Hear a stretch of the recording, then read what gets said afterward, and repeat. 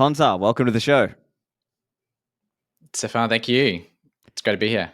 Yeah, I'm a big fan of your work online. As our friend Safety says, you're like the attack dog. You know, the guy who just kind of knows every little point about every little quote. But whether it's Mises or Rothbard or some other austro-libertarian legend, and I wanted to chat. I wanted to get you on and hear a bit about your your perspective as an Australian austro-libertarian. And get into some Bitcoin misconceptions because I think there's a bunch out there. But yeah, so for people who haven't heard you, of course, I recommend my friend Safety's episode as well. But just for anyone who hasn't heard that one, tell us a little bit about yourself. Yeah, probably about 14, 15 years. So I'm like a product of the Ron Paul revolution. You can probably see the image in the background. He was my first, the pathway introduction to these ideas, and very much gone down that rabbit hole around 2007. And from there, it's not a labor of love, but like almost autistic or obsessive with just, hey, there's this new to throw myself under the bus, just like the love of passion of, I was intellectually honest is kind of a key principle I have, and being open to reason. And it was just going down this rabbit hole of like, my word, there's this whole school of knowledge. Like, why does Ron say what he says? And I was parroting that for a while.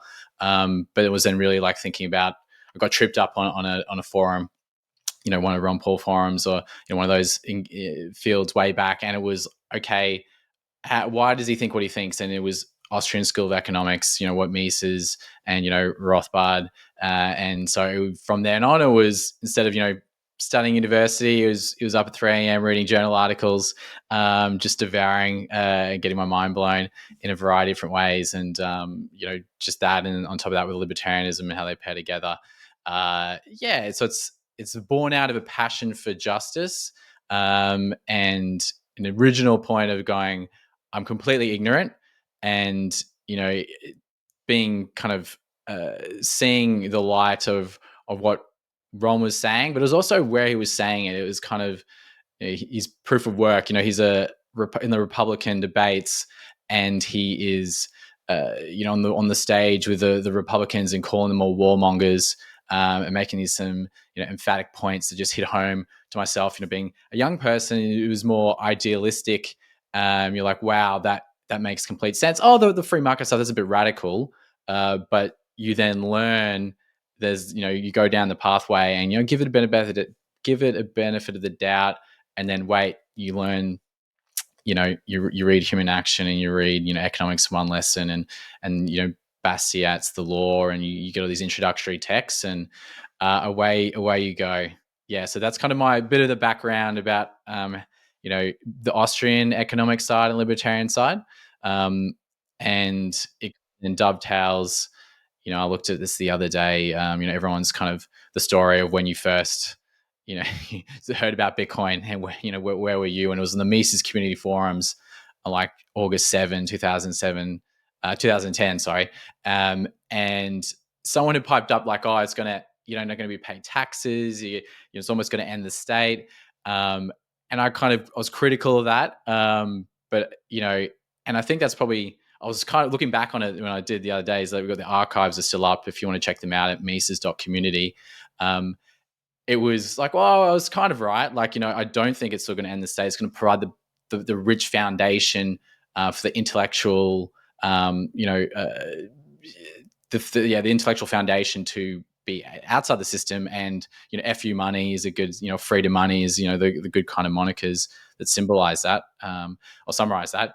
But it allows. So I was like, all right, because there's taxation, in Swedish cantons, accepting Bitcoin for taxes, and so it's like there's still an avenue, I think, for these liberty-related arguments in Austrian economics to help make this case that against the state, because Bitcoin's all about separating money and state. So it's there's a lot of symbiosis there, and partly I was right specifically, but wrong in all these other ways in terms of I had a similar mindset of the Peter Schiff argument, like not so much value, value is intrinsic, but that like it needed an objective use value using Mises regression theorem, tracing that back, to a commodity or like an other use case. And I was wrong. Conrad Graf, I give a lot of homage to and respect to, convinced me why I was wrong. And, early 2013 or so. But yeah, that's kind of the origin story of sorts, and sitting on the sidelines for quite some time, FOMOing in a little later, not this class, but previous class. So not an OG, but have been on the sidelines for quite some time, and very much fully loving the community and, the pathway we're all on now. Yeah, for sure. And I think you mentioned Conrad, and he was also one of my early influences, if you will, right? Like back in 2013 when I was a noob and I was learning, it was Conrad Graf, Tour de Meester, Trace Mayer, Roger Ver back then before he went, Bcash. And of course, my friends Michael Goldstein, Pierre Rochard. I think Of course. I think they were probably some of my initial influences at the same time that I was talking and writing about Bitcoin. And so I think one thing that I want to hit as well is this whole, well, we're going to get into praxeology and all of this stuff, but I think the high level way I want to come at it is when I talk to people about Bitcoin, or sometimes I see this sentiment out there, people talking online about Bitcoin, or they'll say, oh, you libertarian people, you're just kind of coming at it with your ideology, and, you just you kind of want it to be a certain way, but they sort of make this argument as though it's like preference, right? I'm Hmm. curious from your point of view, why is it not just a preference, or certain aspects of it, not like everything about the Bitcoin of you is ordained in stone or whatever, but why is it that certain aspects of this are not merely a preference? Yeah, great question. And just before kind of diving into that, I wish there was a bit more, and you've discussed this as well, like terms of libertarians angles, like, oh, if you're coming from an ideological kind of point of view, it'd be like, well, I wish that was a bit more the case, where, with libertarians we've engaged with, it's like, this is almost the solution to separation of money and state. You know, before, you'd hear about, like, just a bit of a tangent, like the taxi cartel. I'll be like, that's one of the last things that would get wound back. But then, practically speaking, the existence of Uber comes along, and it's like obliterates that. I've passionate discussions theoretically with friends like who heard about Uber early on. They're like, that's insane. Like, you're going to jump into a random stranger's car, and it's a much bigger proposition to convince them, and then literally booked it, and he came along, his lawyer, and his mind was blown. And then, like, practically speaking, you don't need to make those all arguments anymore. Similarly with Bitcoin and separation of money and state, like, oh, what do you mean you get rid of central bank? Like, that's crazy. We, of course, we need the state to define what money is, and all that angle. And it's like, well, can Bitcoin, the practical example, it's like proof of work. It's like, it's there, it's working, medium of exchange, and we'll go into that a bit more. But it's just on that tangent, I thought, yeah, it'd be good. Some of the libertarians haven't been as that practical mindset of, like, we've been pushing to various communities we're amongst in, and I wish there was more uptake. And maybe we can talk a little bit more about that later on, about why. But so coming back to your question about why is it not just a preference, like a personal opinion, right? You always hear the, oh, that's just your opinion, and it's like that's one one thought, your individual hot take versus my own individual hot take, and it's this kind of sea of almost, there's no objective real truth you can lock down on. It's a bit nihilistic. It's a bit, well, oh, that's just your opinion. So the rich body, or so praxeology, which we can get into, it's just the logic and science of human action. It's there's a lot of different ways you can come at it from a philosophical point of view, like a Kantian take. So it's like a priori, the knowledge is prior to experience, and you got a posteriori, which is knowledge that's post experience, so it requires experience. Or there's an Aristotelian kind of philosophical take. It's all about, it's self-evident, or it's based on axioms. You can kind of self-evident truths. So with the the commentary that Austrians and and libertarians, praxeologists come up with, it's all is based. It's descriptive. It's not ought. It's not prescriptive. It's essentially value free. Taking a scientific approach, and it's all about not having imparting unscientific premises or preferences in the body of on the field of knowledge that it is. So kind of the praxeological method begins at with the self-evident reality of human action and its immediate implications. Establishes universally valid laws of human action, laws that claim validity without respect to the place, time, race, or nationality or class of the actor. And the easiest way to summarize it is it furnishes laws in the form of if X and Y remains unchanged, then Z will result. So it's at its core, it's is based and follows the axiomatic deductive approach. So it's like based on logic. It's akin to applied logic, and economics being one of the best developed branches of praxeology. And it, from that, you start at the premise that or the axiom that humans act. They use means to obtain certain ends.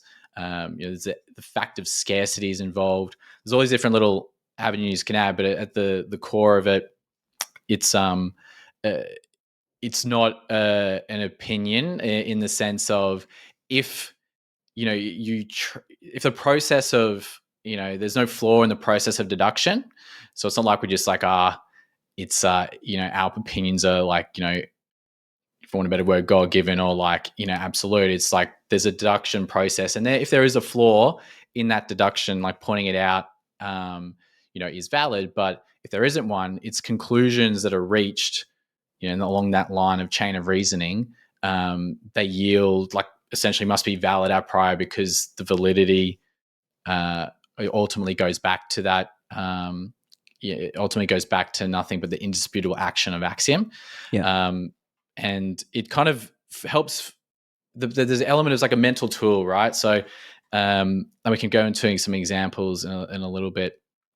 But it's if the situation changes, like you might be operating from Robinson Crusoe, kind of like an individual perspective, try and make the principles clear in a Robinson Crusoe world. This is what happens.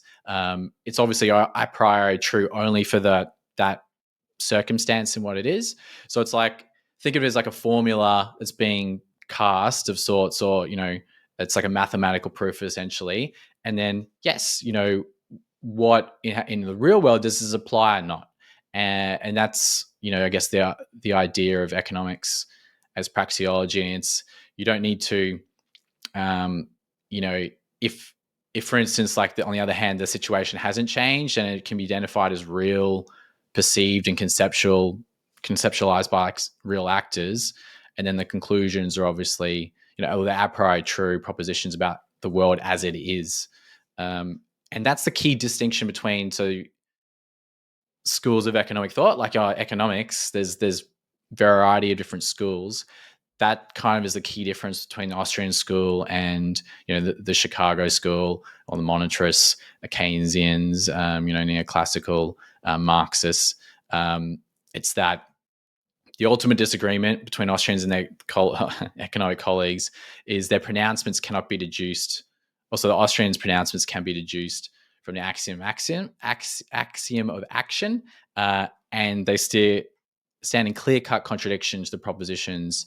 Also, the colleagues stand there. The arguments of Keynes, Marx, Friedman. It's all standing in clear-cut contradiction to the proposition that that can be deduced from the action of axiom. So often it's like needing testing to be done. We need to go get a grant, often handed out by a central bank or university. And it's like, okay, we need to go test to see if the minimum wage, increases or decreases, employment. And, it's absurd proposition. But there's some other clear-cut praxeological laws, academic laws. Right. We can yeah. kind of So get let me into later. summarize. I think so Austrians are it relates to the method of reasoning, and I guess it comes in that bucket of epistemology, right? It's how we know what we know, right? That's kind of the bucket that we're dealing with here. And so, as I'm sure you're very well aware, a great book to read on this is Economic Science and the Austrian Method by Hans Hermann Hoppe. Great book. He really spells out very clearly the chain of reasoning. And so, what we're trying to get at here is this idea that it's not just merely subjective preference, it's actually a kind of objective reasoning style, and it's deductive. So the idea is we start from certain ideas, like, so for example, man acts purposefully, right? We start with that, right? Because if you didn't want to change something, then you wouldn't act. So therefore you have a reason, you're acting purposefully. And then from there you can sort of reason out various other ideas, like this idea of the law of diminishing marginal returns, or various ideas like that, right? So could you give us a couple examples of that chain of reasoning so that people can be a bit more clear about what's going on here? Yeah, absolutely. That was probably one of our oversights with the Seyfriedin, giving elaborate all the clear cut examples. So yes, some examples of those typical economic propositions, and one being, so whenever two people, A and B, engage in voluntary exchange, they both must expect to profit from it, and they must have reverse preference orders for the goods and services exchanged, so that A values what he receives from B more highly than more highly than what he gives to him, and B must evaluate the same things the other way around. Um, or consider that whenever an exchange is not voluntary but coerced, one party profits at the expense of another. You've got obviously the law of marginal utility, so that whenever the supply of a good increases by one additional unit, provided each unit is regarded as equal serviceability by a person, the value attached to each unit must decrease. And then any additional unit can only be employed as a means for the attainment of a goal that is considered less valuable than the least valued good satisfied by a unit of good, if the supply were one unit shorter. And then you've got Ricardian law of association. There's minimum wage, like as an example for minimum wage laws, are essentially when they're enforced, they require wages to be higher than existing market wages, and then involuntary employment will result. And then one last one is like a quantity of money. So whenever the quantity of money is increased, while the demand for money to be held as cash reserve on hand is unchanged, the purchasing power of money will fall. So similarly, like if X, the quantity of money is increased, while the demand, so then Y, while the demand for money to be held as cash reserve is unchanged, then the result will be, purchasing power of money will fall. So there's some, I guess, clear cut examples.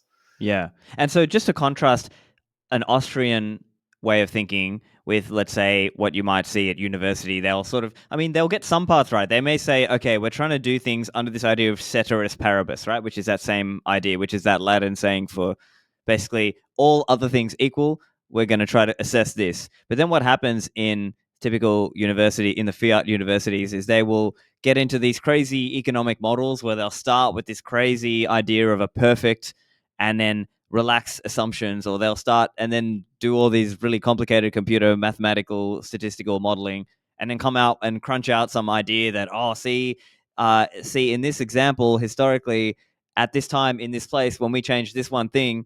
But the problem is there's no alternate reality to go to and test, right? It's not like we can go and test, oh, imagine Australia with a minimum wage of $10 versus Australia with a minimum wage of $11. Well, there is no, it doesn't exist like that. And at best, what you can find is maybe like a so-called natural experiment. Like, let's say maybe two neighboring towns, maybe one town has this rule, another town has that other rule.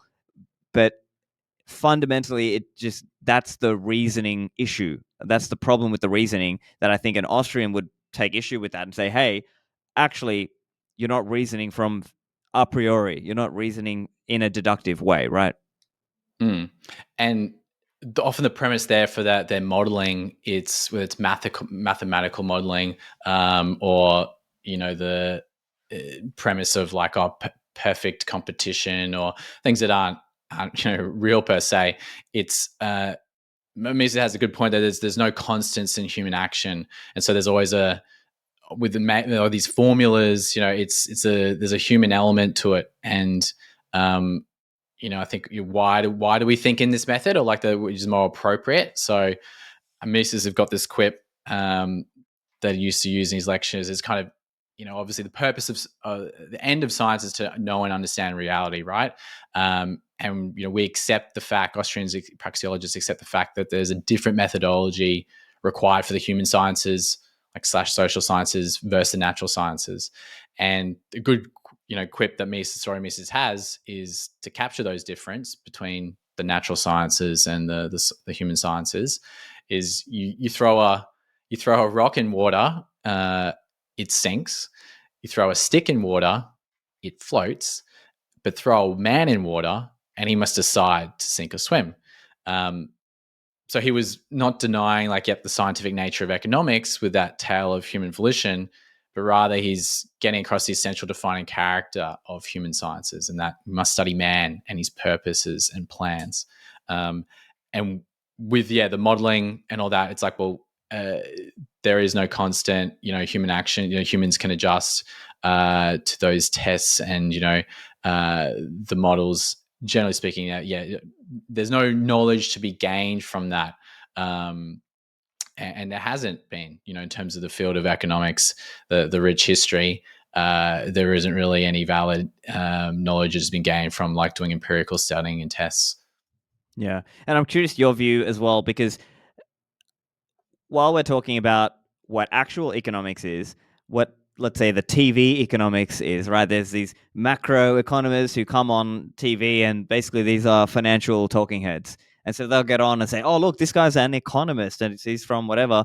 And can you explain how you're viewing that as opposed to how, is that economics? Yes. It's an interesting one, almost like trying to distinguish from another example is that sorry, mate, it's going in many different directions here. So there's at the essence of it, there's theory and there's history. And so Mises got a He's great got a book called that. Yeah, exactly right. And one of his most underrated ones tends to be the name of it, but it kind of hits on the point that he goes, there's no such thing as historical method of economics or discipline of institutional economics. There's economics and there's economic history. The two must never be confused. All theories of economics are necessarily valid in every instance in which all the assumptions presuppose are given. Of course, they have no practical significance in situations where the conditions have not been established. So the theorems referring to indirect exchange are not applicable to conditions where there is no indirect exchange, but that does not impair their validity. And what he's really getting as that distinction. And so he then has a later quip about Milton Friedman. So he's asked about, almost what do you think of, Milton Friedman as an economist? And he's like, he's not an economist. He's a historian. And so statistics, modeling, all that stuff is, history is economic history. So Milton Friedman being a positivist or empiricist, that going back to that fundamental distinction before about, and what's a priori, what's a posteriori, like your epistemological dualism. So it's focusing on that distinction. There's the human sciences, one that's got a valid method, and then the natural sciences with a different valid method. It's a scientific method for the natural sciences, and particularly when it's for universal laws and in human action, praxeology, which is the logic and science of human action, is a massive player. So where Friedman isn't, that's so it's hard to distinguish where,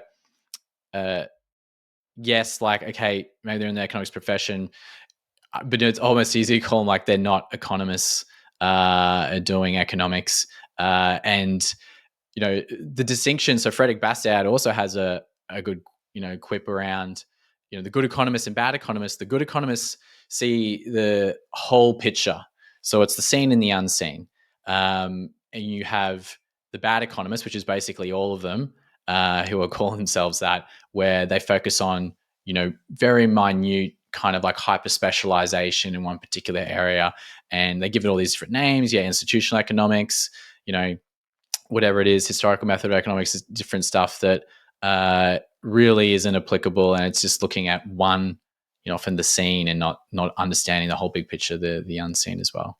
Right, yeah, because there's a big world out there in terms of what could have been, right? The unseen, or I believe Per Byland also has a book kind of trying to explicitly call that out as the unrealized. That's another example, right? Like we can imagine, okay, imagine this world without this particular regulation or without that monetary intervention. What kind of world could we have had? What kind of businesses would have been created? What kind of jobs would be there? What kind of technologies would have been invented? What kind of prosperity would we have had in this unrealized world that we unfortunately didn't get to see because of government intervention?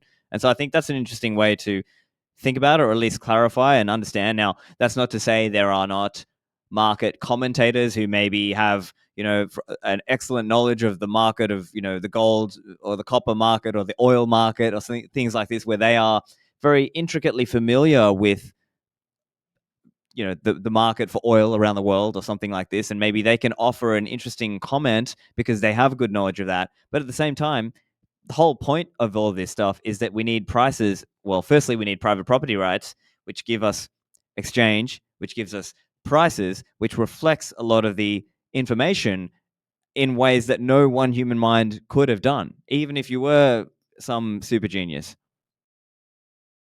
Yeah, absolutely. And yeah, prices it's you nailed it when it's like the private property rights angle. Like you need property before you can get prices, and it's yeah, some really good interesting exchanges you can nail down there where people might reflect on prices as like the signal, and it's as the communication mechanism. And Holzman, Guido goes into it fairly well, where he's like, it's not actually which talks about bigger point we could talk about in terms of misconceptions, metaphors and analogies, where pricing, it's more the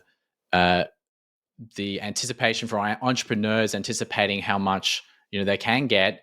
There's a historical price that is it's historical. It can potentially help inform, but there isn't necessarily any direct connection to the prices that will abide by in future, and the entrepreneurs will put in place to try and get their products. And so like he kind of nails down whether it's there's a hierarchy kind of notion around what is communicated by prices, and it's like he's like, no, it's not so much that, it's more the existence of private property, which is the kind of bedrock of the it. necessary precondition, if you will. Yeah, absolutely. Yeah. So let's get into that. You were talking about this idea of misconception. So this is one topic I wanted to hit. Is I think in the, let's call it Bitcoin Twitter world or kind of podcast circuit, there are some misconceptions that kind of get propagated around, and I think sometimes that's because people are making analogies, and I understand sometimes that's useful to spark the curiosity in somebody. Like, let's say somebody is not in this world already, they're not interested in Bitcoin, and if maybe you make some analogy and it pulls someone in, it kind of it energizes them to think about it. But then the downside could be that it's imprecise, and then it's leading people in a wrong way. Like, the map is not the territory, right? So there's this idea that you kind of get pulled in on this idea, but then actually you realize it's not like that. So I'm curious, from your perspective, what are some of the common Bitcoin misconceptions that you see? Yeah, great question. And before I dive in straight on the tangent, it's the essence of why. And I can appear to being hypercritical, or very I have a preference for accuracy, or like I appreciate it. And partly the reason for that is, yes, there's this Bastiat quote, which is, the worst thing can happen to a movement or a good cause is not to be skillfully attacked, but ineptly defended.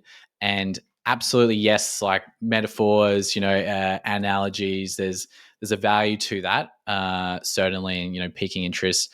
But there's also a risk where maybe if someone hasn't done the work per se yet, and understand, oh, that's a good way of framing it or trying to pique that interest. But if then they take it literally, and then there's some maybe things that aren't so good that come from that. So just on the terminology, like the benefits of using clear terminology, as an essential to understanding.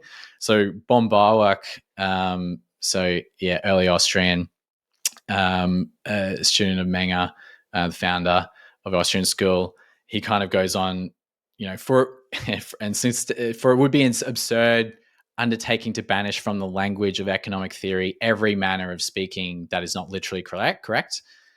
But it also would be sheer pedantry to prescribe every figure of speech, particularly since we could not say the 100th part of what we have to say. If we refused ever to take recourse to a metaphor, one requirement is essential: that economic theory avoid the error of confusing a practical habit indulged in for the sake of expediency with scientific truth. And ironically, in his memoirs, Mises also accuses von Bauwach in their dispute over Cantillon effects of being led astray by the idea of friction and other metaphors from the physical sciences. But so there's a few misconceptions with that disclaimer out of the way. There's a few we can kind of nail down. Now, whether we want to tackle them later on, but obviously the Bitcoin is violence one is probably do we say the best to last? There's, Bitcoin is energy, which we can kind of go into, it's digital energy. Bitcoin is stored time. So there's a few there. And I know there's other misconceptions, maybe from a pre-coiner perspective, like where there's the usual FUD. So fear, uncertainty, and doubt, about talking about, thinking a whole Bitcoin is all that is. There's no sats, not 100 million. Not aware of that. We're also not going to focus on the misconceptions from a technical perspective. I know there's some good points about, it's not it's like a wallet. It's more of a key. Instead, it's a keychain. That's a better framing as opposed to wallet. Miners are chronologies instead. And it's not I think the right one is like, it's not the blockchain, it's the time chain. But yes, we can get particularly about any of those, but I think that's been handled a lot better, a lot of those everywhere else. But specifically on some of these misconceptions, where would you like to start? Yeah, sure. So I mean, like I think the stored time one is a good one to talk about, because I think we'll kind of get into like, what is money, why do we hold it, and what more precisely is it, as opposed to this idea of stored time. Now, to be clear, we're not attacking my friend Gigi, right? Like, I like his piece, and his piece about Bitcoin is time is not about this idea. I think I've seen other people, though, put out this idea and sort of promulgate this analogy that, it's kind of like you can store your time with Bitcoin, and it's like it's an overly loose, imprecise way of framing it. So, what's the issue with this idea of Bitcoin as storing your time? Yes, and that's it. It goes like it's interesting because it's all about trying to like economize, right? Like economizing time. So like, okay, people talk about saving time, and yeah, it's interesting because it's not time itself that can be economized. Rather, is like the attitude of how to spend time. Choosing this way over that way. But yeah, which really more refers to the content of action and experience in time rather than time. To the time itself. So time itself really is it's like a given fact which can be addressed in different ways but never altered. It's the ultimate basis of preference. So like the preferring is in the how, the where, the doing, of what, the with whom, of how to quote unquote spend time, but is spent somehow, and how that and how that somehow is the sphere of choice and human action. So there is that. So in a way, it's not really economize. You can't economize it directly. The easiest way to think about this is go ahead, try not to spend some time and save it for later instead. So right, Yeah, you can't. So you can't. so it's like nailing down that. But all this talk about saving time is obviously metaphorical. None of this though has any actual effect on time. It's a metaphor for trying to make the best use of it as it is passing. But all it is ever going to do is pass, and that's inalterable. But the risk is treating it as a resource, and you have seen similar, yes, that Bitcoin is a quote unquote a claim on time. And yeah, so like I think it's like linked to obviously like almost Bitcoin a timestamp server is one way it's been characterized. Is like there's a link as a reference to time, obviously. Difficult adjustment is a different. There's a technical layer versus the economic layer.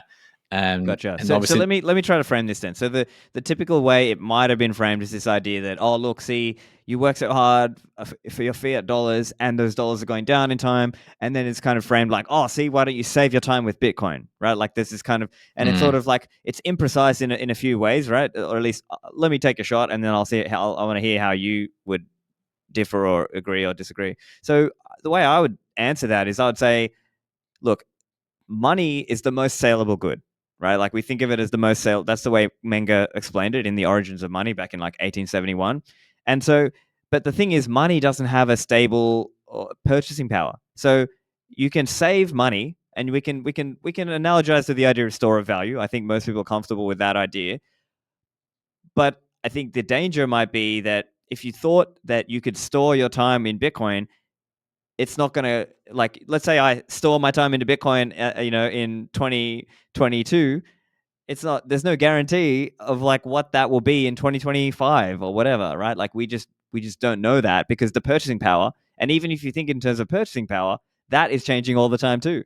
So that's how I would critique that notion. I'm curious how you would.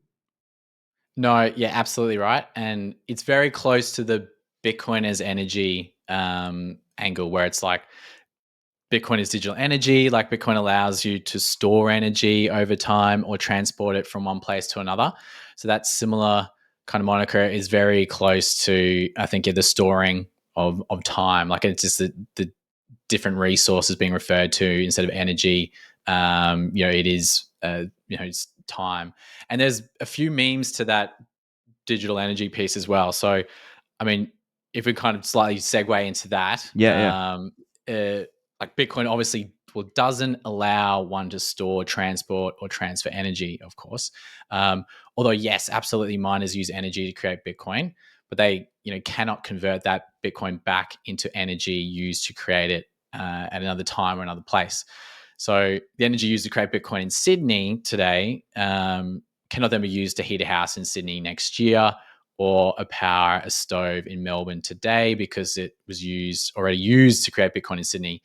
There's no getting that energy back now, right? I think that's fairly understood, but it's recognizing that Bitcoin miners might use energy that might otherwise would have been used. So recognizing that fact that miners might use energy that otherwise would have been wasted elsewhere doesn't change that fact.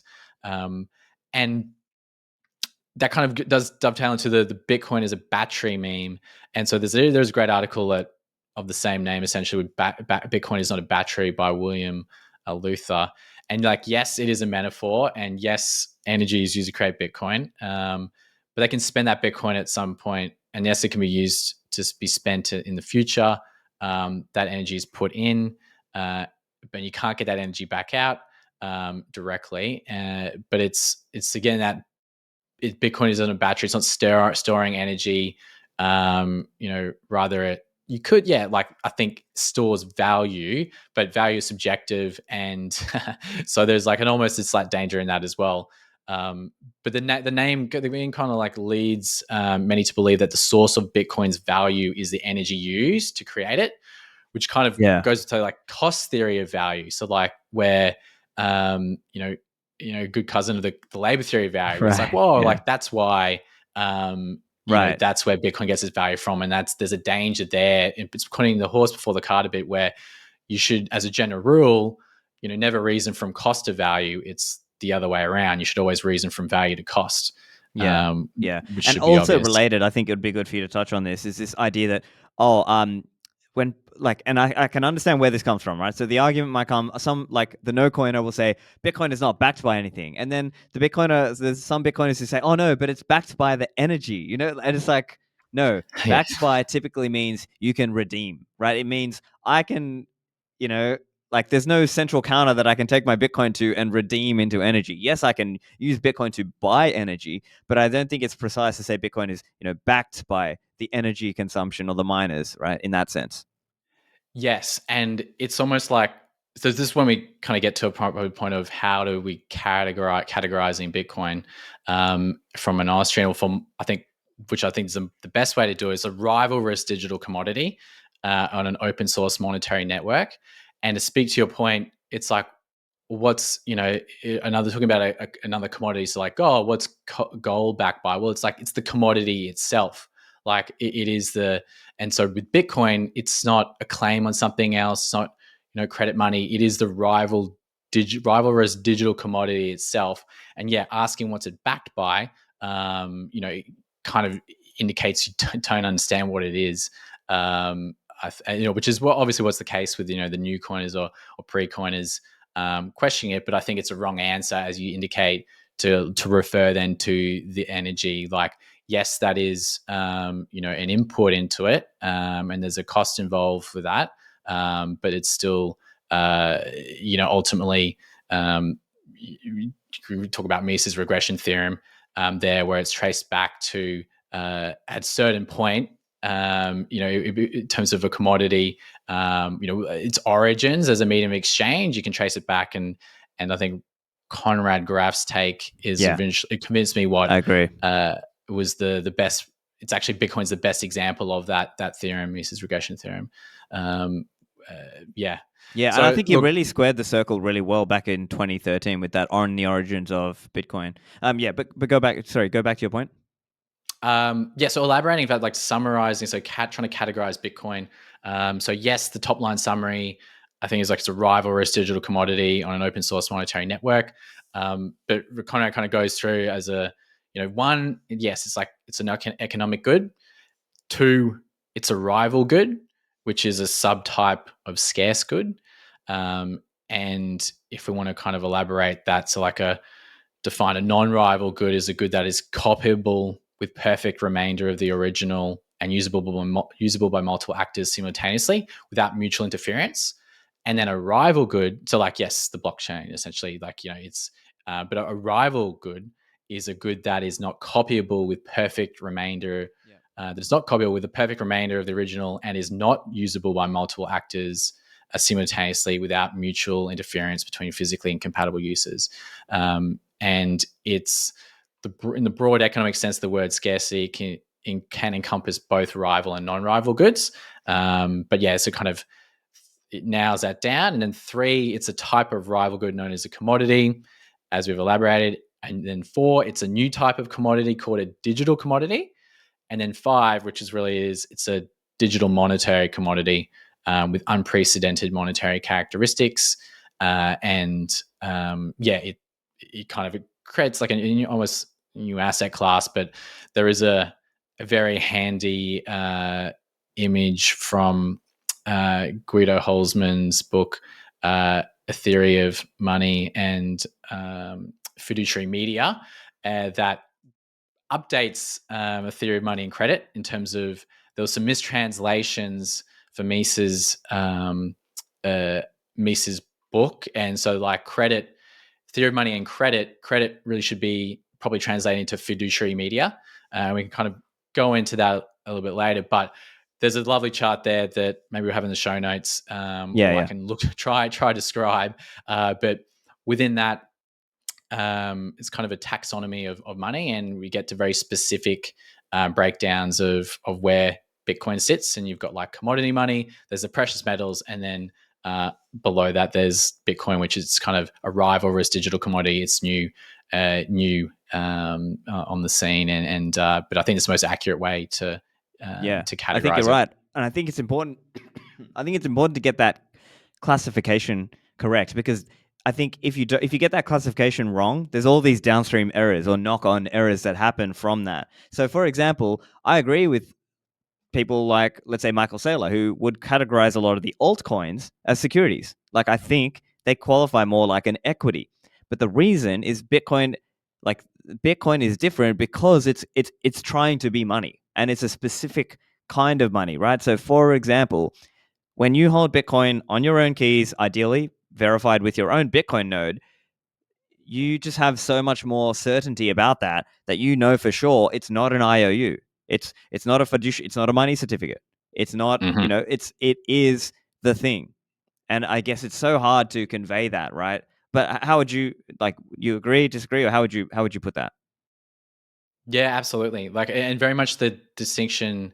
There's Bitcoin. It's a rivalrous digital commodity, and looking at that framework, it's look. There's money in the broader sense, and then there's which we can kind of speaks about. It's everything under the umbrella of there's money in the narrow sense, and then there's the clear cut distinction there is money substitutes. So you've got, say, money in the narrow sense. You've got commodity money, there is credit money, and there's fiat money under that. But then under money substitutes, that's where, so like historically, you've obviously got the physical gold, the commodity money, but then money certificates would be like the piece of paper that's backed, say 100% bank deposit would be, the money certificate. It's meant to be 1-to-1. And then within the realm of money substitutes, there's also money certificates being 100% backed, and then you've got fiduciary media with the categorization is that it's not backed freely at face value. So essentially, the definition of money, FTX Bitcoin. it's FTX exactly Bitcoin right. is Yeah, fiduciary media. and exactly right. And it gets into, there's like, okay, there's the free bank, quote unquote, free bankers, and Gammon, and there's a variety out there that, like, and even a Bitcoin Magazine article posted recently about how the answer is to I guess the free banking trying to jump on that bandwagon, and like it's necessary. You need a growing money supply to for civilization, which is nuts. But just back on, yeah, fiduciary, exactly right. Like FTX, and when you're the whole point of Bitcoin is to remove trust, and one of the whole point, a large point, like trusting, financial institutions, and with centralized exchanges, exactly like FTX, Binance, and others, it's there's that risk that you're either at best going to have a money certificate, so some maybe could claim that, where it's all the customer funds 1-to-1, 100% backed. And then, yeah, there's the fiduciary media angle where, hey, that looks like you've got Bitcoin. It says you've got Bitcoin, but unless, yeah, as we know, you're not your keys, not your coins, and if you don't have full control over that, that there's a big chance that it's fiduciary media. It's backed by, there's no real reserve there. It's it's essentially, what is it? It's money substitute freely accepted at face value, which consists in claims to payment on demand for specified sums, but it's in excess of those reserves. So there's a few things there, but it's like, yeah, you're really risking it, not Yeah, holding. Like, why wouldn't you hold the asset yeah. itself?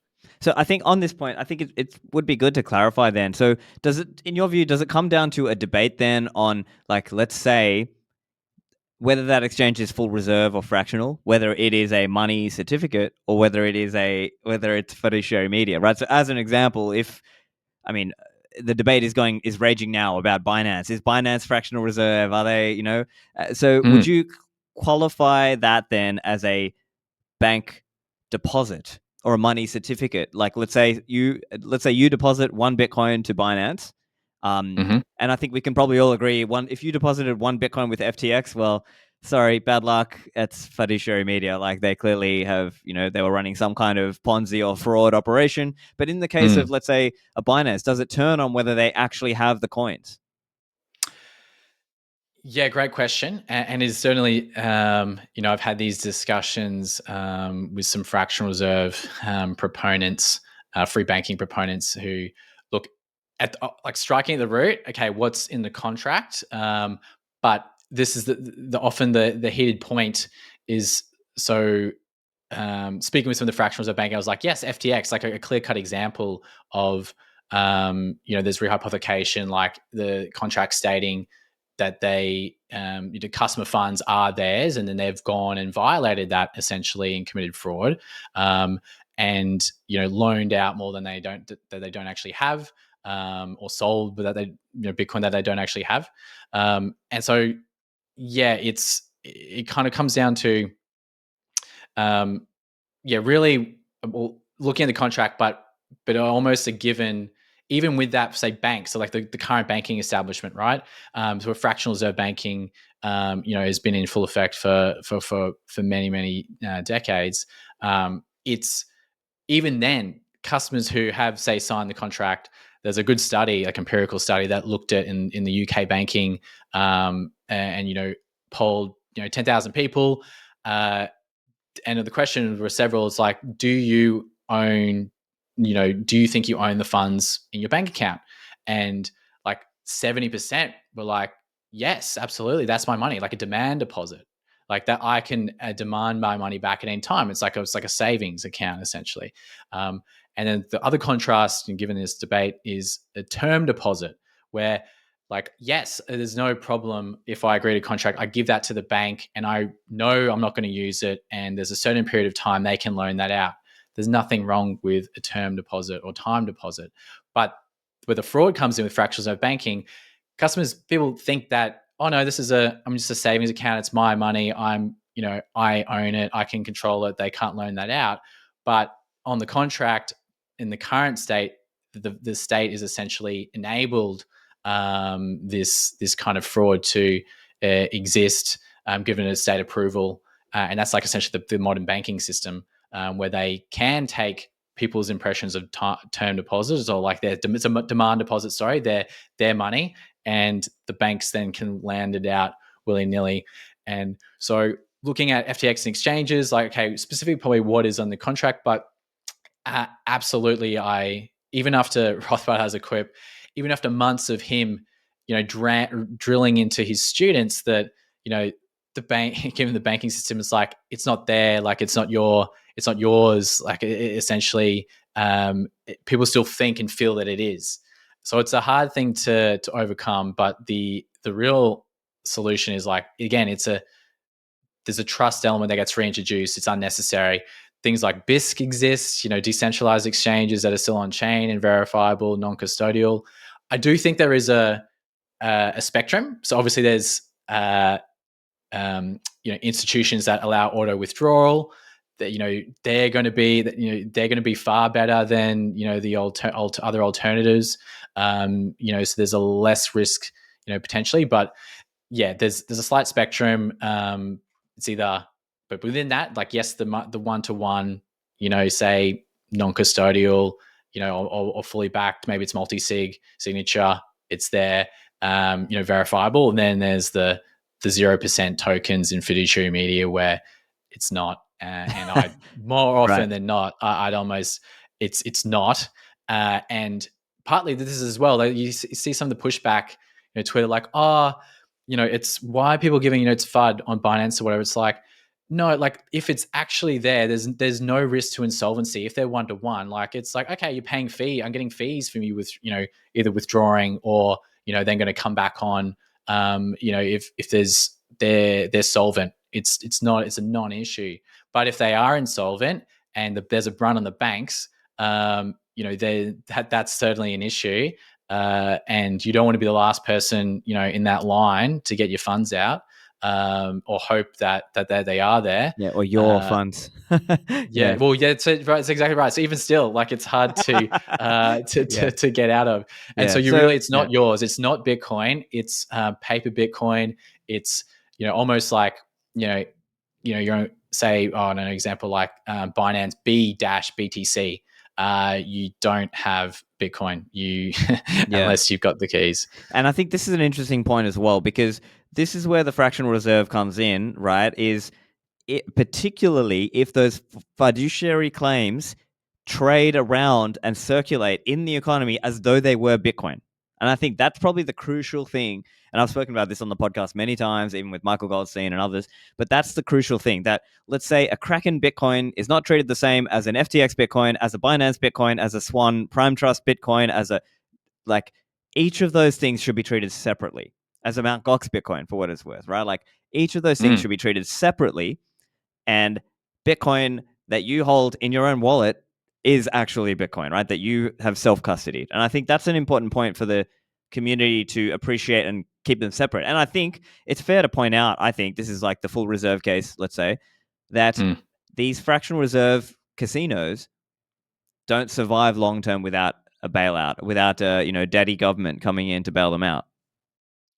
Exactly right, and that was a question posed in the Mises seminar, Australia group, and one of the gents there going, well, we used to have these epic debates, fractional reserve banking, like it's almost a dead horse you have to beat, like 10 years ago, just all the rage, like that was the topic, and we're hashing those things out, but it was almost like this is a use case in essence of the quote unquote free market, the Wild West, if you want, with crypto, and not so much state intervention yet. And what have we seen? Like these exchanges, they don't last long. Like there's a run on the banks, and Rothbard used to talk about like having like anti-bank vigilante leagues where people would encourage like, hey, this bank doesn't have the funds, and like trying to encourage actively like a bank run on the runs, bank. basically. Yeah, bank runs. And similarly here, we can see, well, I guess the beauty of the internet, that can happen a lot quicker and faster. But it's, again, if you don't, there's nothing wrong if it's actually solvent, like those funds being withdrawn, and it's a system, indirectly cleansing itself. It like shouldn't happen to begin with. And that's why I'm a big proponent of BISC, and like things like that, where there's that what BISC does to what Bitcoin did to the state, like separation of money and state, Bitcoin does with exchanges, essentially, of separating that need for trust. So hold it yourself. It's there's nothing but risk for I think much more risk than keeping it on the exchanges. Yeah. And just maybe more of an academic point, but I'm curious if you view something like LBTC as a money certificate, because this is a system where you can verify every Bitcoin that has gone in. So if you can see, whatever, let's say there's 1,000 Bitcoins locked into Liquid, and LBTC is controlled by a multisig. So obviously it's not self-custodial. It is controlled by that multisig of the federations, basically. But I think fundamentally it would count as a money certificate, right? Because we know 100% you can, 100% it is verifiably backed by Bitcoin. So each LBTC is a money certificate for one Bitcoin. Yes. I'd say yes. So money, like under the money substitutes categorization, and you got money certificates, and then within that, it's a how is it being treated on the market, essentially. And so I think as a contrast, LBTC was a Liquid with, say, Lightning, and I think Lightning is operating on a one-to-one, with Bitcoin. So you got in this framework, you got on the money in narrow sense, Bitcoin itself is the rivalrous digital commodity. It's on the far left there as a commodity money, and then you have within the money substitute side, and then specifically money certificates. Then a new category which would be Lightning on its own, where it's a one-to-one with Bitcoin. Essentially, Lightning is essentially is treated as Bitcoin. Now, LBTC, I think, is maybe just because of that trust element, right? The federation, because it's not self-custody. It is why it might not be as one-to-one, or maybe it's not getting such play and treated as. So, like for anyone asking themselves, like, I could have Bitcoin or kind of Lightning, it's like, yeah, sure, right? Like it's where there's no real feeling of objections there, really. And then we can have Bitcoin or LBTC, maybe there's some very, niche use cases, or like, traders or people who have like, oh yeah, absolutely. But for the vast majority of folks, I think it's like, no, there's an element of trust there. It's not one-to-one. Like maybe it'd be closer to it. But so I'd still say, as a money certificate, maybe it's like still that quote unquote 100% bank deposit piece. But there's like this newer, or the category of Lightning, I'd probably put it slightly different, where it is currently being treated as one-to-one. Yeah, right. Look, at the end of the day, what we hold when let's say I have a Lightning channel with you, what we really hold is a pre-signed Bitcoin transaction. It's a valid pre-signed transaction that we can broadcast to the network to claim back any coins. So, Mm.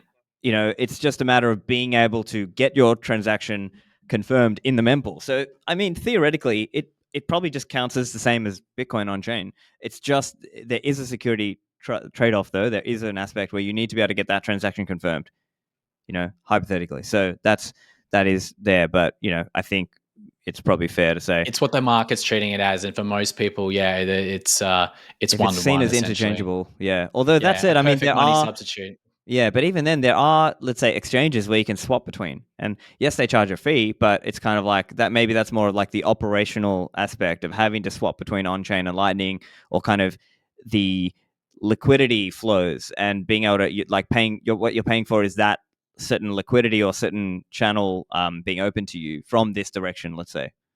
Mm, Yeah, so it mm. may be a bit more complicated. But okay, so let's move on. We got to chat about this whole, Bitcoin is violent, or I think he has shifted away from that term a bit, and I think he's now going for this idea of Bitcoin as a weapon. So what do you think about that? Yes.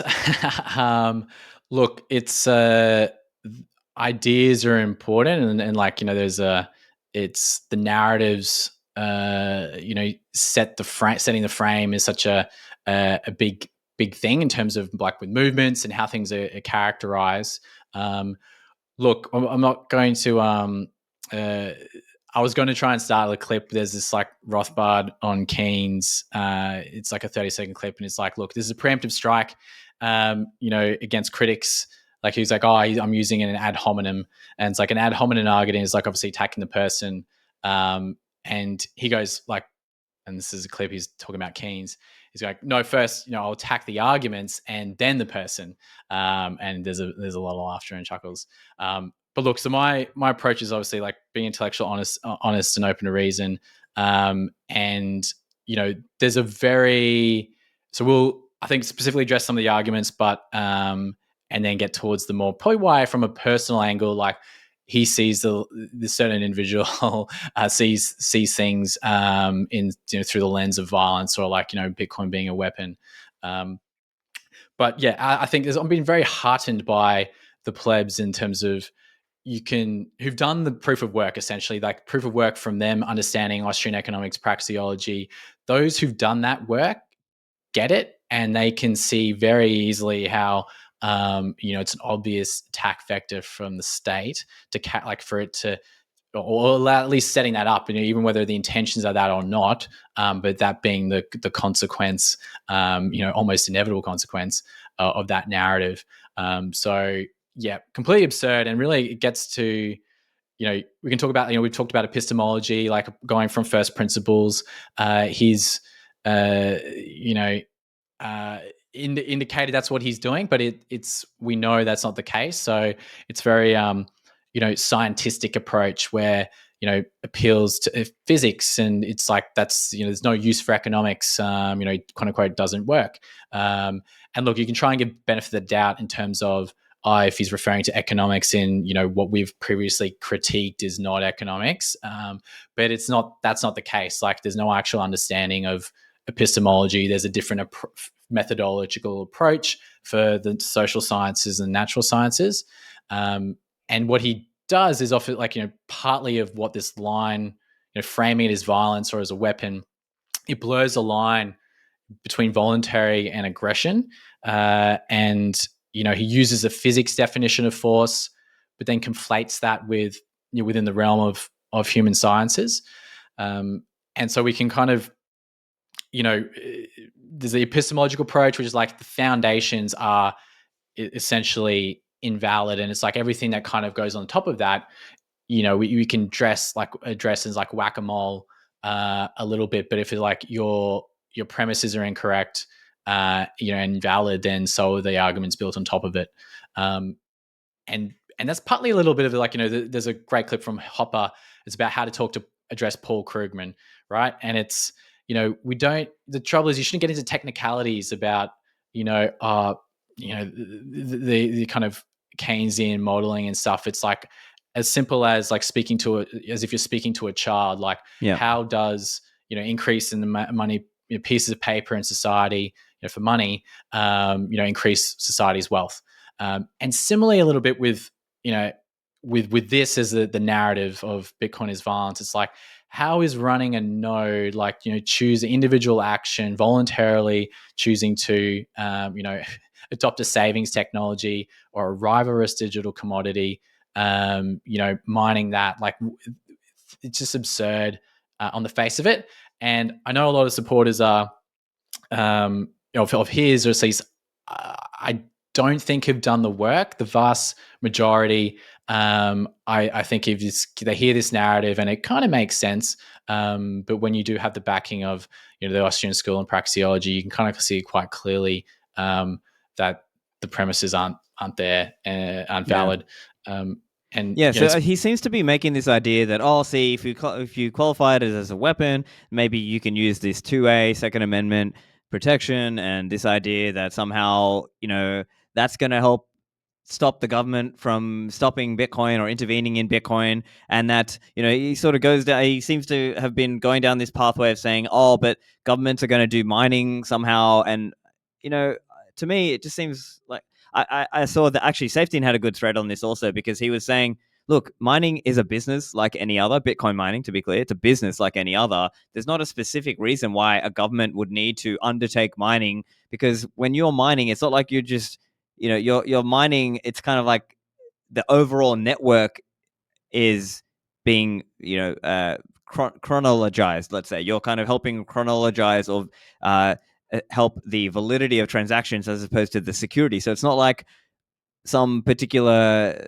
specific country has to mine in order to defend their own transactions, or like, it doesn't really work that way. And I think it's more precise to think of it as the node is what's defining the validity and the security of Bitcoin, as opposed to mining, right? So I think that's one area as well. So that's kind of a high level of how I've seen his arguments. But yeah, anything you want to touch on there? Yeah, no, definitely. There's many. So we've talked about the first principles piece, and probably it's the frame that he. So it's like, obviously, the coming back to that simplified approach of, like, there's political means versus the voluntary means. Kind of goes back to Oppenheimer, but it seems like he's got almost it's a might is right framework. Talk about the power projection, and look, it's almost a might is right, which is Ragnar Redbeard's kind of take.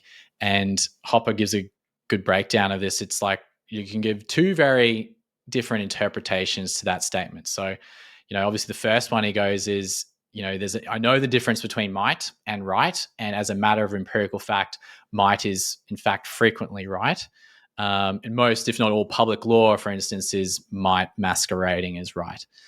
And then the second interpretation is like, well, I don't know the difference between might and right, because there is no difference. Might and right is might, and it's the interpretation there is, he talks about as self-contradictory, because if you wanted to defend this statement as a true statement in an argument with someone else, you're in fact recognizing your opponent's property right in his own body. You do not aggress against him in order to bring him to the correct insight. You allow him to come to the correct insight on his own. And that's basically, you admit implicitly that you do know the difference between might and right, like right and wrong. Otherwise, there would be no purpose in arguing. And so the same, incidentally, is true for Hobbes's kind of famous dictum that that one man is another man's wolf. In claiming that statement to be true, you actually prove it to be false. And that, like, as a zooming out, like, it's that kind of draws down, that strikes at the root of, I think, the underlying, force philosophy that he looks everything looks through for everything. One example is, like, there's a particular series he has, which there's a thread I paints always line by line, essentially, kind of Henry Hazlitt approach to the failure of new economics, where it's like a line by line refutation of Keynes. Did the same take. And look, one call out was, he has Lowry saying, all law, the thing that predates all law, the military that exerts the power to establish, is essentially the military exerts power to establish the rule of law. Contrast to, Bastiat in Property and Law. It's like, property does not exist because there are laws, but laws exist because there is property. So like he's got, again, flipped it completely around the wrong way, but also honing in more on that. So he talks about like an agrarian society, and what he's really dancing around, not particularly aware of in his thesis, I think, is talking about the origin of the state. And really whether it's exogenous, so conquest, versus endogenous or internally. And the answer is endogenous, it's internal. So how the states come about. So he erroneously claims exogenous or conquest. So Hopper talks about this best in Political Economy and of Monarchy and Democracy. And he's like, yeah, it's difficult to accept, but, historically, like natural elites, being around, and with in terms of a monarchy, he's like, this is the fundamental sociological insight, and that is that the maintenance and preservation of private property based exchange economy requires, as its sociological presupposition, the existence of a voluntary acknowledged natural elite. Now, the natural outcome of this voluntary transactions between various private property owners is non-egalitarian. So he kind of talks about this hierarchy, as elitist. But the issue is that over time, so these individuals who've got superior achievements of wealth, wisdom, bravery, and a combination thereof, they kind of become a possessor natural authority. So when you've got a conflict between two individuals, like, let's go to this independent third party. This guy is the kind of the first among equals, and he can give us his decision. And so over time, though, these heads of families with long established records of superior achievement, farsightedness, and exemplary personal conduct, that men go to for that, for their decisions or judgments on, they then essentially have, quoting, having a essential principled approach to justice. But then what's happened is that over time, so monarchy as opposed to so he goes on here, is like, in fact, the endogenous origin of a monarchy as opposed to its exogenous origin via conquest cannot be understood except for the background of a prior order of natural elites, and then small but decisive step in that transition to monarchical rule. The original sin per se consisted precisely in the monopolization of the function of judge and peacemaker. So like they've, through their skills and talents, like become the go-to person in society, and then families, and that's a tradition, and then it's become, they've at some point monopolized that, and then so moving on from that, law enforcement became more expensive, instead of being offered free of charge or as a voluntary payment, and then it kind of goes on to how that eroded, and the issue. So that was like their downfall with democracy. So the confusion that it caused, though, prevailed, where people recognized that the problem they didn't recognize that the problem lay with monopoly, but they thought it was with elites and nobility. And so then, like, democracy, all about the people, rising up. So yeah, he's got a lot to say about that. But coming back to, I don't believe any of that is understood when he talks about, like, agrarian society and the premises and the foundations he builds his kind of power projection thesis. It's incorrect. But then even more than that, when it talks about the chain of custody for these assets is written in blood, and there's like maybe add to the show notes so everyone's probably aware. There's this like little diagram he has, and it's there's several assets here he's referring to, like land, real estate, gold, oil, equities. None of those assets have a monetary premium. He specifically says every one of these assets carries a monetary premium that we defend with human lives. But yeah, none of those assets have a monetary premium anymore. Like gold essentially lost it. We're not on the gold exchange standard anymore. When I buy a house, or some oil, like not written in blood, like when that voluntary exchange, like, you think, oh, but what about Iraq war and whatever? Like, yep, that could have come from Texas though, like the oil just from Texas. Like, so it's not a priori, it's not prior experience. Like there's rights violations potentially in some of this stuff, but not at the level that it's just ingrained is what is the premise is. And yeah, so look, and he also goes on about when he talks about power, he literally means joules per second. You know, so where the question then becomes like, okay, political power, like, and for him, it's all about being able to plant ideas in other people so that they steer their joules, their energy. And it's like, okay, well, how much power does, like, what's the joules per second power of, you know, the POTUS, like president of the United States, or like a politician? Like, it's a, it's comical, but coming down to the Second Amendment argument, right? Like, it's, again, it's very clear he's not read Rothbard's Anatomy of the State, you know, or Ethics of Liberty, like, which talks about the inner contradictions of the state. It's almost, you're destroying. It's a narrative. I really feel it's the Second Amendment case. It's, you know, his argument. It's kind of a cover for a rationalization for the Bitcoin is violence, or it's a weapon narrative. Now, I can understand because he's paid by the state. He is this, you know, state employee. That's his employer. Like, he can see everything from that angle. But out of the Anatomy of the State and Ethics of Liberty, it's, you know, if you understand any of that, it's pointing out like that the Constitution will not be able to keep government limited. You know, it's a monopoly. The Supreme Court, you know, selected by the same self-government, and grants the power, like they've been granted, of the ultimate decision making over. You know, all the political ends will favor always the, you know, a broad or loose interpretation of the wording of the Constitution.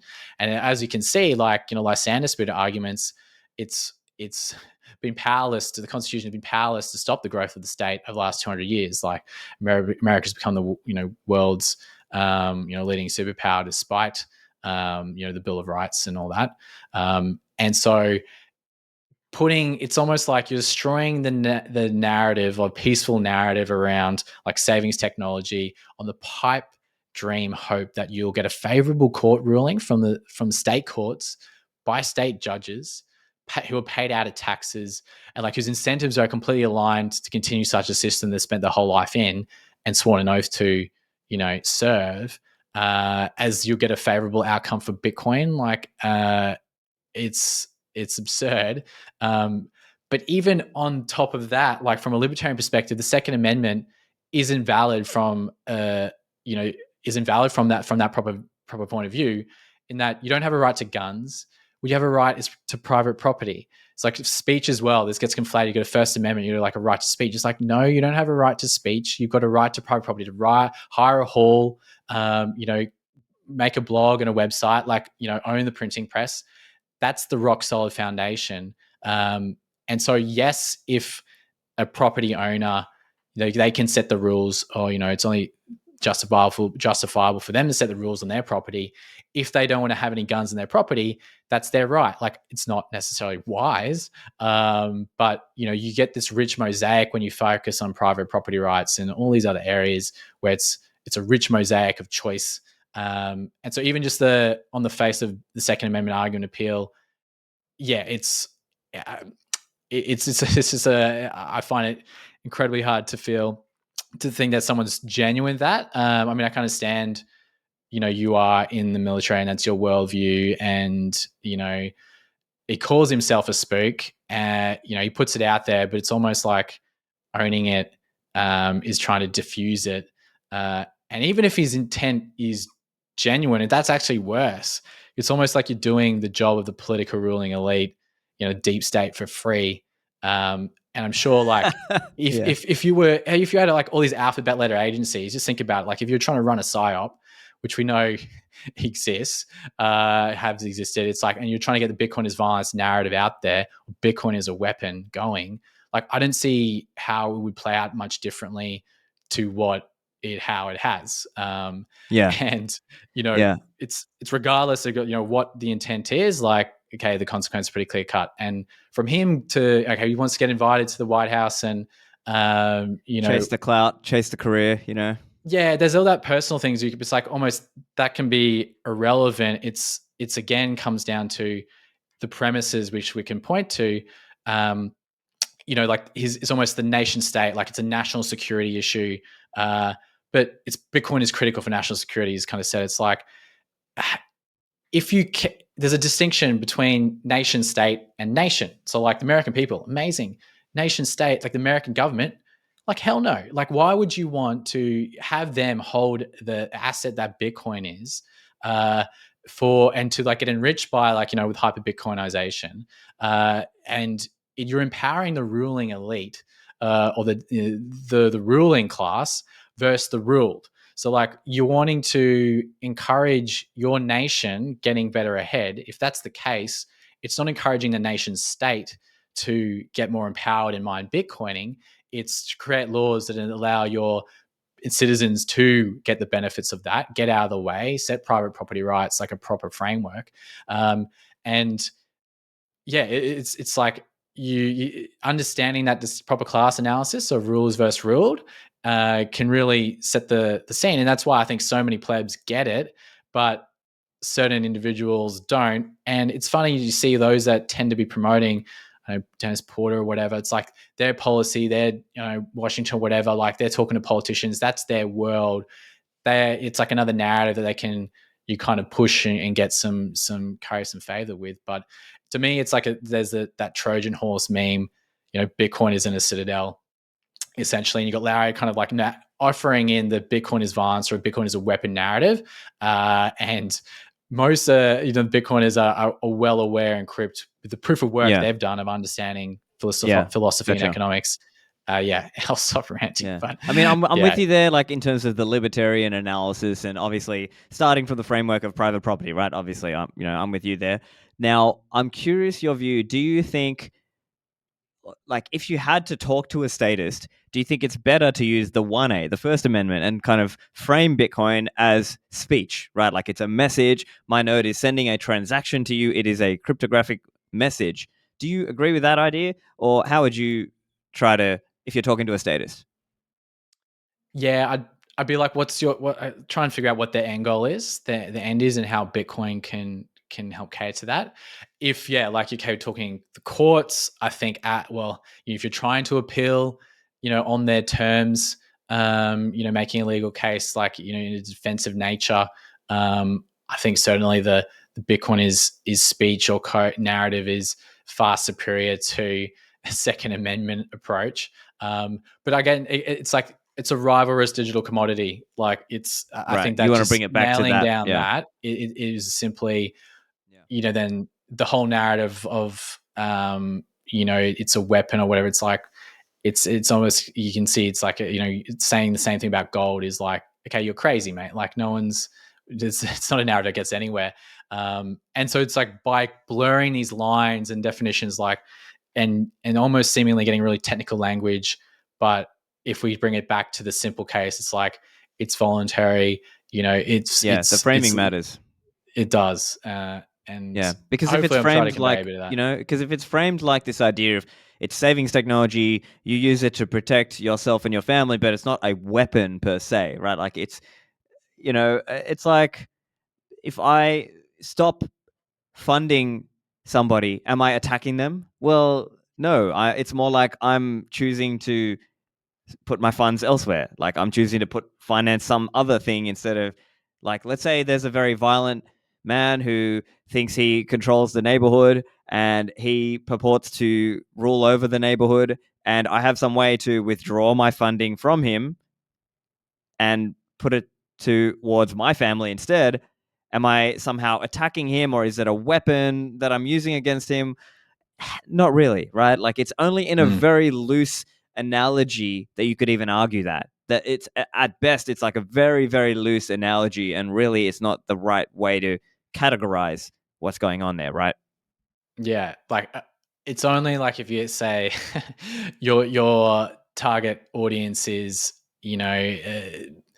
say want, gun nuts or whatever, or like, and I'm no issue with that. But as a wider narrative, like it's almost the population, just understanding of like using that term or anything. He's almost tried to walk it back recently, and I've recently, I think because of the pushback, it's like oh no, it wasn't really me this way. I mean, I haven't used that for over a year, that phrasing, but it's very strongly implied in terms of, it's like recently, again, he calls it a peer-to-peer electro-cyber war fighting protocol, soft war protocol. And it's the implications of that is like, yeah, it's like a weapon, right? Or it's It's how violence is people the fight. It's imagery. how people do warfare, and it's just not Yeah. accurate in the slightest. Yeah. Yeah. So yeah. Anyway, I think we've done that topic. We've also got to chat a bit about this idea that like I mean I think we've covered a lot of the stuff, but I think one other area that would be good is this, just to explain for people, why does the money supply not have to expand along with the economy, right? Like there's some people, and some of this is kind of coming back to what we were talking about with the fractional reserve people and the so-called free bankers, where they seem to buy into that idea. Like, they seem to buy into this idea that somehow the money supply has to grow, otherwise the economy won't grow. And of course, we have, like you said, that standard Hopper kind of 2-minute clip where he basically says, "Look, if printing more paper money tickets made us richer, why haven't we just gone and done that?" Right? Like, I guess that's kind of the simple way. But do you understand? Like, do you see where this idea is coming from? This notion that somehow the money supply has to grow in order for the economy to grow. Yeah. And you're right. Like, and his other point to that with Hopper clip, it's like, well, it's been done. Like the amount of printing of pieces of paper, like quantity easing, like trillions of dollars. Why isn't everyone, a lot wealthier, right? So if it worked, well, if that's the case, that the premise is right, why hasn't it? And look, simplifying it is just, I'm yet to see out of like the 15 plus years of asking that simple question to those that have this, that premise, to get a valid answer. And it's even particularly noting, you talk about free bankers, so like George Selgin, Nick Carter's gone down that pathway of it's again, it's kind of like a mind virus that, the fractional reserve banking, or the quote unquote free bankers, where they do feel this need that there needs to be an increase in the money supply, for society to be better off. Otherwise, there's this, devilish deflation, that the society just can't, can't function with. There's many myths there, but it comes back to, so like banking theory, Rothbard points out, took a very bad turn with the quantum free banking, and it's really just the old currency and banking school arguments rehashed. Yeah. And it's the doctrine there, that the banking school doctrine that, the needs of business require an expansion of money supply and credit, and then moreover that they essentially violate the basic principle of Ricardian doctrine that every supply of money is optimal. So it's essentially like, once the market into money is established, a market in money is established, there's no longer any need for more money. And the key point is there. And so, yes, like Mises in Human Action, there's a quote I roll out a lot, is, as the operation of the market tends to determine a final state of money's purchasing power, at a height at which the supply of and the demand for money coincide, there can never be an excess or deficiency of money. Each individual and all individuals together always enjoy fully the advantages which they can derive from indirect exchange and the use of money, no matter whether the total quantity of money is great or small. The services which money renders can be either improved nor repaired by changing the supply of money. So the quantity of money available in the whole economy is always sufficient or secure for everyone, and all that money does and can do. And so it's like, even if, for instance, taking Bitcoin, there's, everything's doubled. So like it's there's 42 million Bitcoin, and everything else like translates down, in terms of 20-minute blocks, or like, the time framing. If all that was the case, and this little supply schedule is like, it doubles as it's uniquely goes down, the purchasing power of money, like as it is getting adopted, would reflect. So maybe naturally the price, whatever it is now, would be double, but that's in fiat terms. Or whatever it is, there's still supply and demand that impacts it, and purchasing power. So people, Moses talks about it, you don't want units of money. It's like it's what that can purchase, like in terms of goods and services. Yeah, so it is one way to think about it. Probably is I guess the impact of the money supply, and if something's already established, as illustrative of like talking about inflation, about how some of that can be stolen, that purchasing power, through legal tender laws. A lovely analogy. There's a DuckTales episode actually, where Scrooge has got his like pile of gold money, and then the other little guys have a particular ray gun that can double things. And almost like, think of an angel, like everyone in society, you've got your bank accounts, and overnight an angel comes and doubles the money supply. Everyone's bank accounts are doubled. Those who woke up first in the morning would, oh wow, what's this? Going to go out and spend that. And the prices might not initially reflect that. Like they won't. There'll be different, a different prices rising in different areas and different sectors of the economy. And then as people wisen up, you're at the end of the day and word's gotten out. There's a general tendency like the cost of everything would have doubled. So yeah, it's speaking specifically about, they feel this need that, and often a confusion it comes from, to like talk about credit. So Nick Carter and others are like go on a little off rants based on nothing against Rothbard type folks such as myself and yourself, all reservists, that we're against credit. We're against credit, and it's like, no, there's commodity credit, which is backed, savings backed by real things, and then there's fiduciary media, Circulation credit. Circulation credit. So there's nothing that's wrong with that's the contrast Mises has. So commodity credit versus circulation credit, and with circulation credit being, it's credit extended by banks in the form of bank notes or demand deposits, but as opposed to credit. So it's credit extended by banks in the form of banknotes or demand deposits, specially created for this purpose, as opposed to the credit granted by the loan of a bank of its own funds, or funds deposited by its customers. And so the extension of circulation credit makes available to borrowers newly created funds which do not decrease or restrict the funds available to anyone, as they do in the commodity credit. So it's like, if someone's not you be able to use something in commodity credit and circulation credit, it's just which being is what he ex refers to nihilo as, created, right? yeah, So just to credit explain expansion. that, That's what it is again. so the idea is, let's say, you've got Conza Bank and you're a full reserve bank, and I come and deposit, my 100, let's say my 10,000, 100,000 sats or whatever, right? But the idea is, if I'm giving them to you in a term deposit, I have relinquished control. Mm-hmm. And so now we're in a full reserve context. You can go lend out that 100,000 sats or whatever to somebody else because I've relinquished control. That's the crucial difference. In a fractional system, it would be kind of like, I still think I have access to it, but actually you've actually also gone and issued out credit to somebody else, and we both think we can access those coins or sats and spend them freely. But that's where we run into this problem, because even though there's only 21 million Bitcoin or just under, we're acting as though it's not like that. And that is what Mises calls, like he says, that's the reason for the business cycle. That's the Austrian business cycle theory. So I think that's kind of the easy, simple way to understand that distinction: commodity credit versus circulation credit. And of course, Caitlin Long has also been very vocal about that too over the years, as have all the other, full reserve people like yourself, myself, Safety, and others out there.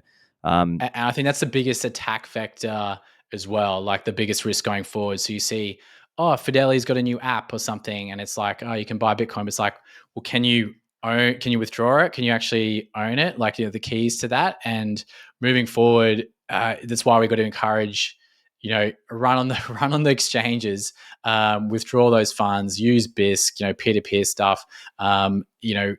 It's, you go to the ones that are, the least trusting you required, the better, and own them yourself. Have your own node. It's key to minimizing their ability to do that. Yeah. So it kind of remains to be seen where it all goes. But I think we are, like as our friend Pierre Richard would say, we are obsoleting the fractional reserve system here. So we're we're going to be moving into a world where people they just simply don't use as much of this fiat credit like they do today. And so I think that's where it's difficult for some people who are still trapped in the old paradigm. And I think maybe people like George Gammon are kind of in that paradigm where, even though he is mostly libertarian and mostly free market, he seems to be still trapped in this idea that you need the money supply to expand for, again, similar reasons that we've gone into, right? Mm. Yeah, absolutely. Yeah, he's got a comment. It's like, frac reserve Bitcoin, would be IOUs. And then, his comments about, if each IOU is fungible, you increase money supply. And he's like, it's simple. Either you have a fixed money supply or you have fractional reserve, but you can't claim to have both. And like, yeah, as we've broken down, it's not, if you've got Bitcoin on exchange, quote unquote, Bitcoin on exchange, it's not Bitcoin, it's fiduciary media, or, it's not money in the narrow sense or money proper. You don't have the rivalrous digital commodity itself. It's quote unquote Bitcoin, or it's 100% money certificate at best. At worst, fiduciary media. It's literally backed by nothing, a 0%, token coin of sorts. It's been re-apothecated. So don't fall victim to the fiat games that are being played. Would be my suggestion. And there's a lot of alternate ways to take control, and don't reintroduce trust. Like the very first sentence of Satoshi's white paper in the abstract even is, it's a, what's Bitcoin? It's a purely peer-to-peer version of electronic cash, would allow online payments to be sent directly from one party to another without going through a financial institution. So yes, again, naturally, some do it better than others, like instant withdrawals. So there's a bit of a spectrum, non-custodial type stuff. But yep, very much encouraged, folks, using BISC and that type stuff where, it's all verifiable, and, peer-to-peer. Get to those local meetups. If you don't have one, start one. I think this parallel kind of, making our own economy, especially with seeing something like the World Economic Forum, what's kind of coming out, like the plans are. There's nothing but good come from, meeting with like-minded folk, discussing these ideas, and really like different offshoots of skills and division of labor. We've got Bitcoin meet groups, direct connection to the farmers. There's all these other different rabbit holes, and we can all go down. But I know you push the community angle a lot, and yeah, couldn't agree more how vital that is. Yeah, fantastic. Well, look, I think we've been going for a while, so probably a good spot to wrap up. Any final closing thoughts for people, and where can people find you online? Where can people find me online? Yep, just Conza in the Twitter sphere. Also YouTube. If you're Australian, like look at mises.org.au, so mises.org.au. So like from a few seminars way back, we had Hopper out, Walter Block, Jeffrey Tucker. There's 50 odd lectures with an Australian context there, all principled, timeless, universal stuff that isn't going out of date. And call out is, yes, get your quote unquote Bitcoin off the exchanges so you can verify you've got Bitcoin itself. Fantastic. Thanks, Conza. Thanks, Stephan.